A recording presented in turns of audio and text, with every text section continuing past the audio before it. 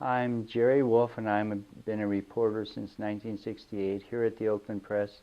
I do general assignment reporting. I do a Voices of Disability column, health editor, and I write editorials.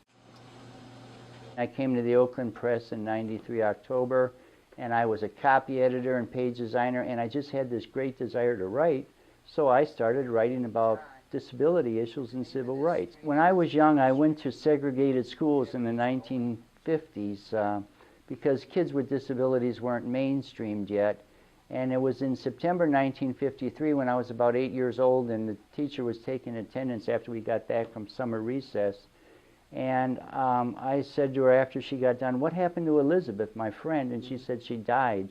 And at the time I said that to myself that I will never forget the faces and the names of the children who I went to school with who never had a chance to live and become all that they could be because they died young. I wasn't going to let them just fade into mediocrity. So I created Voices to tell the stories of those who don't have a chance to tell stories and to show that they are a lesser class in our society. I've written stories about mentally ill women old women laying on benches in snowstorms and how the police come to help them or how they take them away. I have met governors and CEOs, and I met one of the truly great men in this country. His name was Justin Dart Jr., and he's the father of the American with Disabilities Act.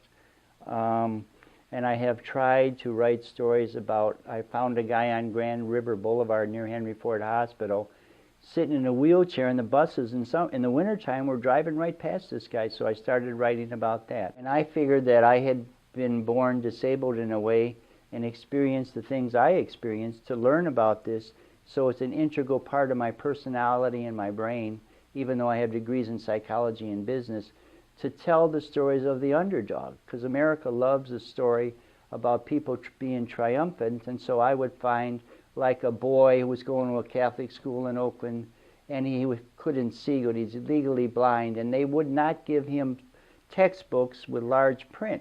So his mother would spend 4 hours a night with this child reading to him. And eventually, after I wrote a series of stories on there, they changed their policy, and they did follow the accommodations required in federal law. Mr. Norton's been with me 6 years, and I just think he's such a terrific character. He helps me physically. He can take off my shoes and socks. He can pull me. He can open doors. He can attract ladies like crazy. If I had him when I was 18, I'd probably be dead. Accessibility and equal opportunity is just good for America. And it's so obvious to me that I'm trying to spread that word.